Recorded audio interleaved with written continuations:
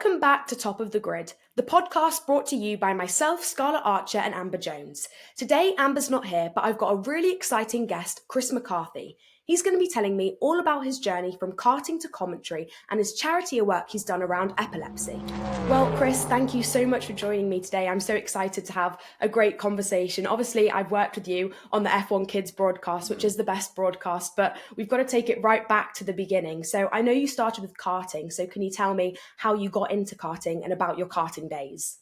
Yeah, well, thanks so much for having me on the podcast, first of all, Scarlett. I think it's an amazing thing what you're doing, yourself and Amber are doing here. Karting was where it all started for me in terms of commentating. And that's because it was what I raced in when I was younger. It was a huge passion for me. I began racing at around 12 years old.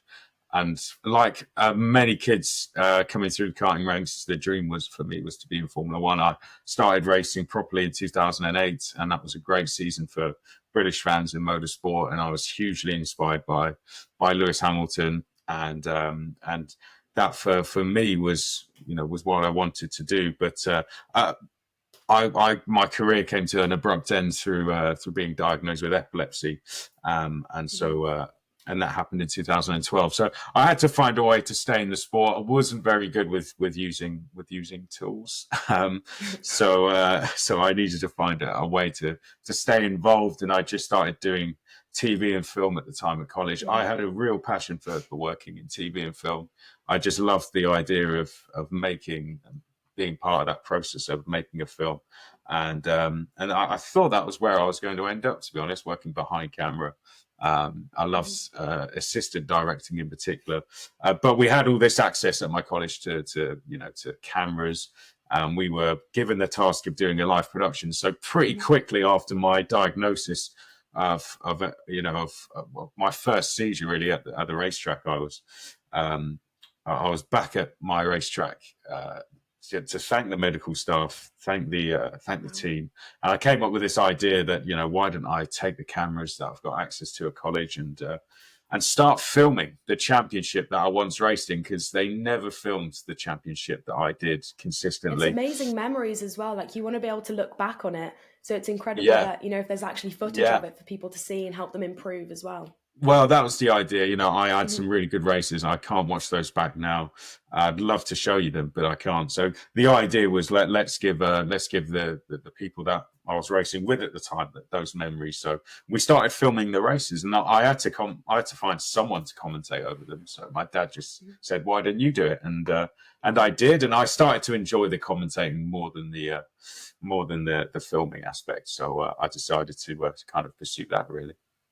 Well, that's an amazing story. You've basically answered all my questions in one question. But how did you initially get into karting then? Was it your parents? Did you have a racing background? Or was it like, some people say a birthday party, started karting and ended up loving it? How did you get into it?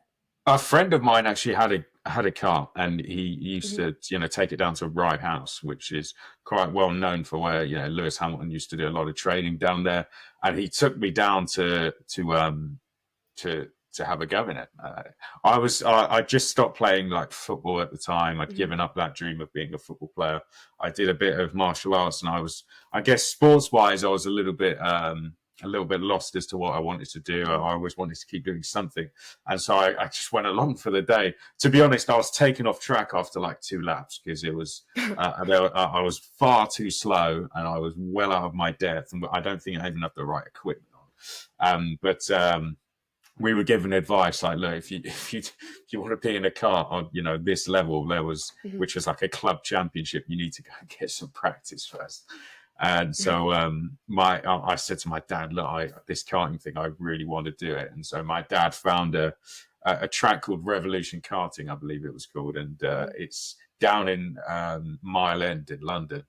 And they had a thing on a Sunday where you could do 90 minutes on track for a really affordable price. And it was aimed at getting young teenagers into the sport. And that's what we did. I went down, he took me and some friends down. And I remember going on track for the first time and absolutely falling in love with it. And so that was my Sundays for about a year and a half doing that, just having really good fun. Is that when you kind of realized that you didn't want to do it as a hobby, that you wanted that to be your life then? Yeah, well, the guys at that kart track sort of said, "You're getting a bit too good for this now," You got to move and on. yeah, and said, "You've got to, you should really look at pursuing this, like, as if you want to, and it was kind of, a small track. Lap times were kind of 20 seconds or so, and I guess after doing it there for a year or so, it was like, right, let's try and do this more. And the guys at the track even advised us, you should try and take this a little bit further. So we ended up back at Rye House and watching, what are Rotax engine karts and what are now X30 karts. When I saw those going around, I thought, yeah, this is what I want to do. Something, with more quick, a lot more karts on track, proper racing. And so, we went and spoke to some teams. I looked it up myself and found this Rye House for having this kind of event going on, like a club meeting event. And so I dragged my dad down there and convinced him to speak to some teams. And shortly after that, I was testing at this track, Wilton Mill, and with a team, and that was it. We bought a car, an engine, suit, everything, and that was in 2007. And we began testing to compete 2008, the next season. You kind of briefly, touched on your epilepsy, and you had a seizure at, was it Wilton Mill track? So can you tell me a bit about that?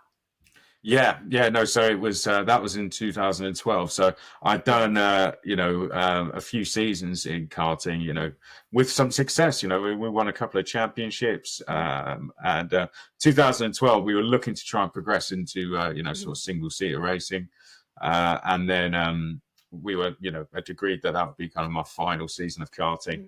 Halfway through the year, I unfortunately suffered a seizure at Wilton Mill track, which was, a real shame, because immediately, I was 17 at the time, and immediately, you lose your car license for a year, and but you lose your race license for 5 years. And it was all a little bit overwhelming. I wasn't on track at the time. I was off track, but waking up in the ambulance, and the medical crew were very direct about it.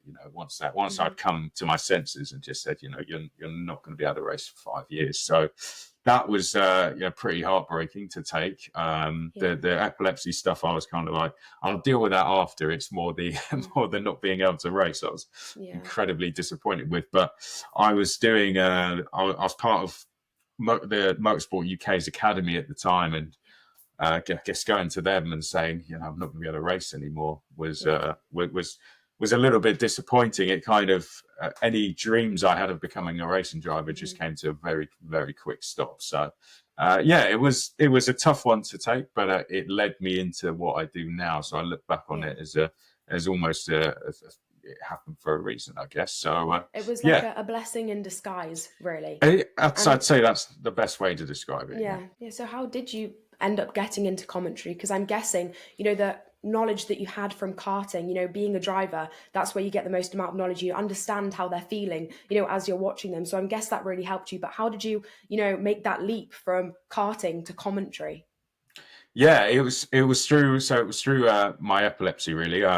Once I started filming at the tracks, I was then commentating over those videos. Essentially, like I said, I came up with this idea to film races at the tracks as part of my college coursework, and so that's what we did. And we set up a small business with it, and we were filming at this Wilton Mill circuit. We did it for about a year and a half, and I was commentating over those videos. But when I stopped college, obviously I couldn't do that anymore. So I went to the Wilton Mill circuit and said, why didn't I just commentate over your PA system? And they said, that's a great idea. The first time I went to do it, though, the PA system wasn't quite working. But I was just commentating in a bit of an empty room anyway. And thankfully, I was spotted by the organisers of quite a big event called Kart Masters, which is, I think any British driver who's kind of come through the ranks, Lewis Hamilton won it the first time it ever happened.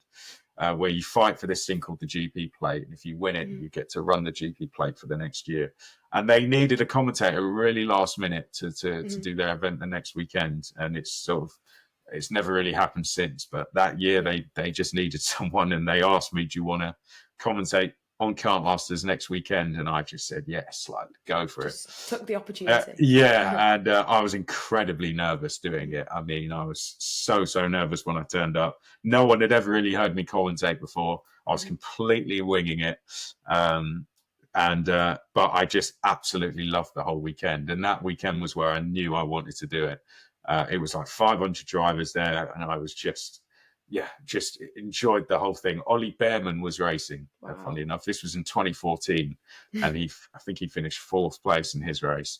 It was unbelievable. And that for me, that then led to a lot of other opportunities. The next season, I got to do the British Championships and a Belgian Championship, just kind of all off the back of that weekend, really. So, that was my kind of break into karting commentary. It was a little bit being at the right place, right time. Well, that's amazing. And when you speak to people and you ask them, how did you, land this presenting role? How did you land that commentating role and break through? They have the weirdest stories. Like, everyone has a completely different story, but there's always one that's like, just someone, wasn't there and I got shoved into it. And then, they always say that's the moment they found out that they love it, because, sometimes you get worried that you're not going to be able to handle the pressure, but you kind of have to just be able to. And that's kind of when you realize if you're going to be able to do it or if you're not going to. I'd be so nervous, because it's like, I like to, when I know I'm doing something, I want to make sure that for like a week in advance, I know exactly what I'm doing, have my notes all planned out. So I'd have been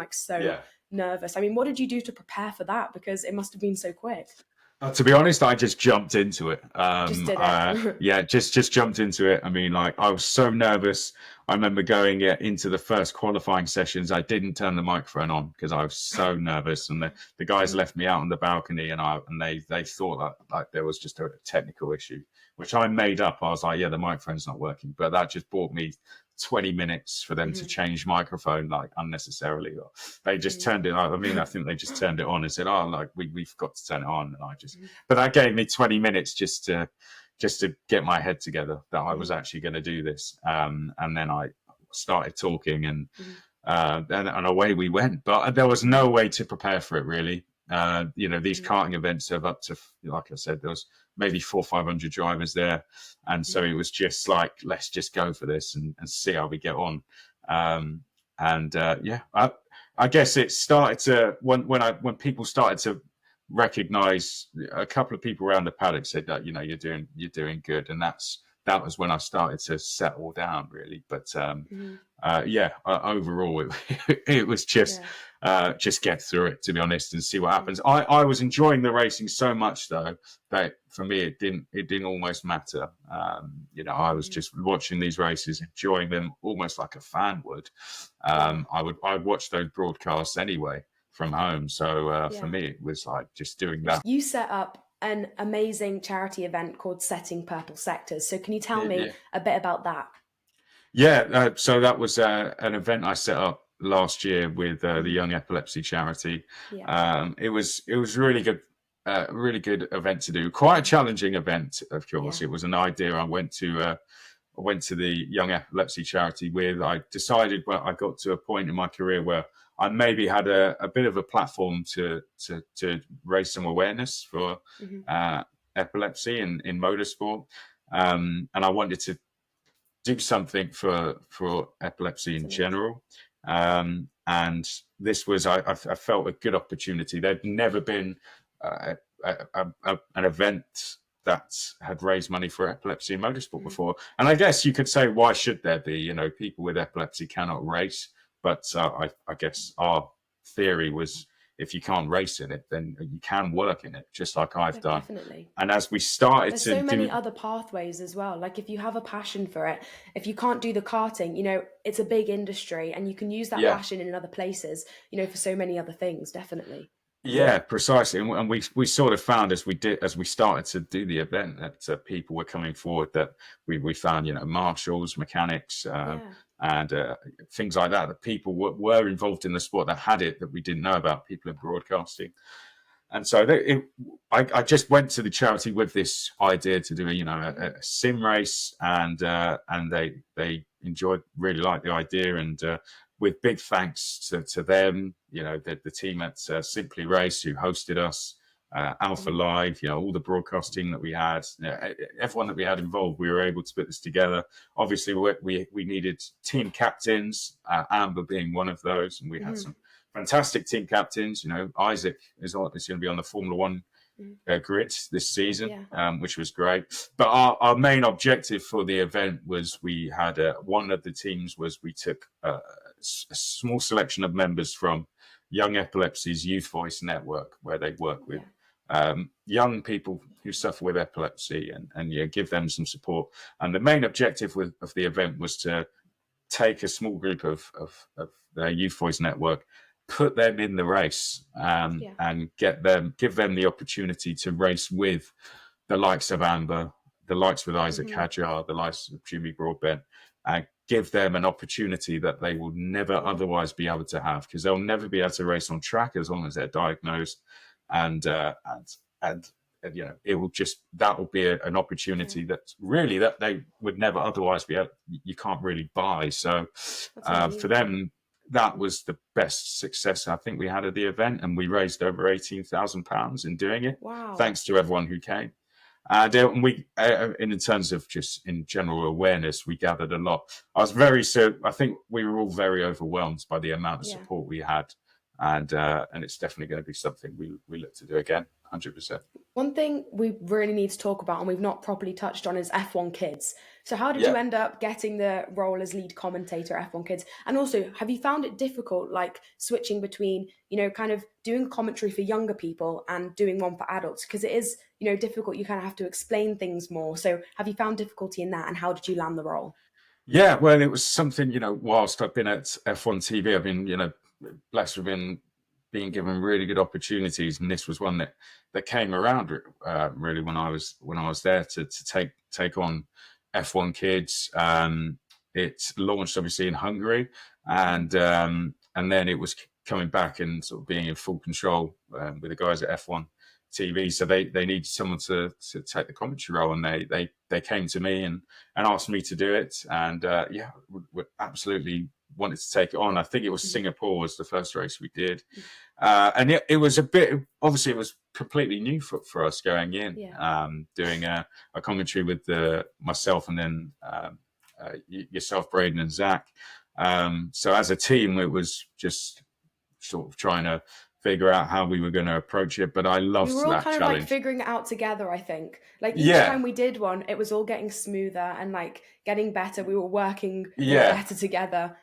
Yeah, it was my first time commentating F1, so it was for me it was a massive thing in my career, first of all, and I couldn't wait to get started, and I absolutely loved it. I guess it was trying to make it really good fun, and I think that's something that we did, and just making it completely different, because commentating an F1 race, I think you just call it as you see it, and there's many levels to that, which I'm sure the likes of Alex Jakes could really go into for you. But for this, it was a completely different approach. It was like, right, we're not going to talk about what the engine can deliver. Let's make this really good fun. And so my research for that was completely different to anything else I'd ever done. I was looking at Singapore and the fun things about that city, and the fun things about the drivers. And I made a list of talking points, which is a completely different approach to what I usually take, actually. Completely different. And so I almost wanted to make a running order for us, like I was doing a radio show. And that was like the approach I took for us. And I think it really worked. We all had some really fun conversation during it. And the race was almost like a bit of a sidebar. So it was like, the race will be the race, but here's what we're going to talk about. We're going to have our own conversations as well. Yeah, but here's what we're going to talk about. And if the race is really, really exciting and we don't have time to, then fair enough. But I wanted to teach people about the sport on, the most basic of level. And then, with awareness that, we're talking that we're aiming this at kids. So, that was for all of us to do, for yourself, for Zach, and for Braden. So that was the goal. And so it was finding fun ways to do that, and fun ways to talk about Singapore, because some people might be watching that and don't know anything about the city. So, even where it's based in the world, and that's, believe it or not, that could be a thing. So, it was like finding fun ways to deliver those facts. Favorite race or like series that you've ever commentated on? Like, is it F1 or maybe some karting championships, F2, F3? Yeah, I think F3 so far. I think that's just been my favorite to do so far. Doing the full season last year was really, really good fun. And I know a lot of those. I know a lot of those drivers from when they were karting.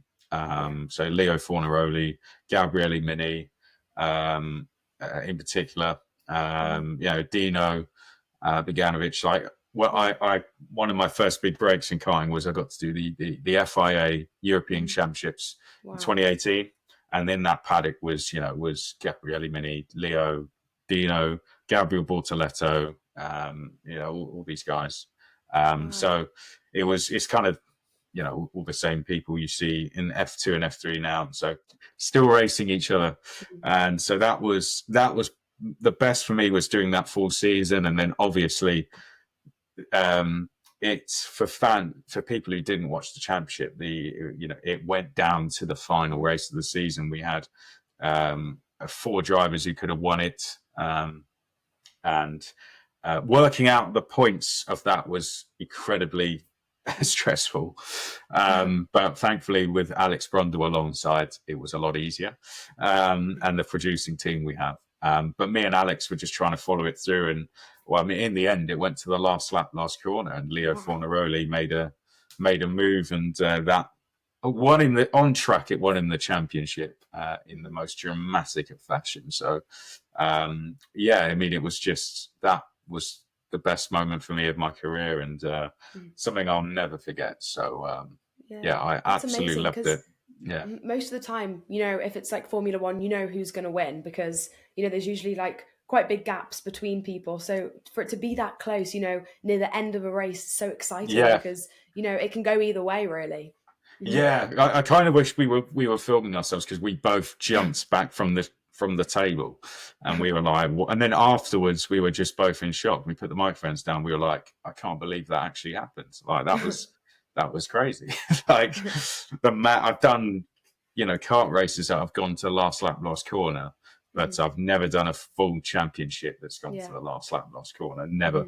So, and obviously online, everyone was talking about it, and it was just great. So, one of the best things I think that the feeder series has ever seen. So, it was a privilege to do that. But I think that one of the most fun parts was us trying to work out the points and how it was going to work. And then we kind of executed that in the broadcast. So that was just really good fun. And working with Alex on that championship last season was a real privilege. He's been so great to work with, and he's helped me improve massively, I think. So he's been really great to work with. What advice would you give to young people, wanting to say get into commentary, or wanting to move up the ranks in karting, just young people within the motorsport world? Yeah, I mean, my advice is always, the first opportunity is always the toughest to find. So, but how I did it was I just created my own opportunity. I went to a championship that never had a commentator, that never even considered having one, and I just gave them one. And so that just putting yourself out there, really. Yeah, essentially, yeah, and social media helps out a lot now, because you can kind of do that. But I think there are lots of karting tracks around the country that probably would absolutely welcome you if you were to go down there and say, can I commentate on the races?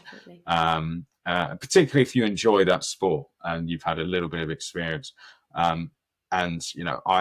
We did it. I basically made no money out of doing that, because I had to pay people to do the cameras and stuff for me. So, but it was worth every bit of work that we put into it. So I'd say, that for me is create your own opportunity to get started. If there's an esports championship that doesn't have a commentator, just offer to be there. And if there's a kart track, go and do it. Offer to be a co-commentator if you see that the championship only has one, just offer to just jump in and help out. So that for me is the best way, I think, to get started, is just putting yourself out there in a position, get that experience under your belt, and then from there you can progress on. And it takes some time, though. I don't think these things don't happen overnight. I mean, my first real commentary was 2014, and that's quite some time ago now. So it's a long process, but it can, it certainly can be. But I think during that time, I've picked up a lot of skills. So I think just enjoy the process of going through it, and keep at it as well. Don't give up on it. Keep looking at what you want to, set yourself a target for the next 5 years, and then set yourself a target for the next year and the next couple of years. So, and just be realistic in them and try and achieve them. And it's important to remember that things don't just happen like overnight. Yeah. It does take a while. There's loads of amazing people, within the industry. So you can't really expect to just do one thing and then, be an F1 commentator. It doesn't work like that. And as you said, if you see one commentator, then ask if you can be another one. Like, the worst thing people can say is no. So, it can be difficult sometimes to want to go and ask someone if you can do something, but the worst thing they're going to say is no. And then they might remember you and say, it wasn't the right time now, but I remember she wanted to do that. Maybe she'd be good for this. That's what I always think. Like, if you don't get something one time, they'll remember you if you did a good job, and then they might use you for something else, which is, fantastic. Yeah, people who don't watch motorsport are the best people to get advice from, because they are just going to be the people that flick the telly on. And so they'll give you some really honest advice. And then people, that have worked in the industry for years are also going to give some good advice as well. So good to get a completely different view sometimes. Definitely. Well, Chris, thank you so much for answering all my questions. You've been amazing. But before you go, Pleasure. We've got a segment of our podcast, and it's this or that. So I'll ask you a couple of this or that questions, and then you just say which one you think. Okay. So usually Amber does the motorsport themed ones, and I do the general ones, but I'm going to put some of hers in there as well, just to mix it up a bit. So the first one is McLaren or Aston Martin. And it doesn't have to be to do with F1. It can just be in general. 2 British teams. I'd say McLaren. I'm McLaren. loving what they're doing in Formula E this season. Except the Aston Martin car launch, I think, was the best. So if it was down to the car launch, I think Aston Martin would win with that one. Fair play. My next one is summertime or wintertime? Good question. I'll go for summertime. That's when we're mid-season, lots of traveling, and get to get a holiday in there as well. So, summertime for me, absolutely. So, F1 kids commentary or F3 commentary? I mean, the F3's been the dream come true for me. Yes, although I would love to come back and have if you guys, at some point, I'd love to go back and do an F1 kids, but Formula 3, that was a dream. It's a dream. So, yeah. So I have to go F3, I'm afraid. I'm disappointed. Thank you so much for joining me. I think you're a real inspiration, and thank you. I mean, you're an amazing commentator, and I really appreciate you coming on here. Oh, it's been a privilege. Thank you so much for having me. Thank you.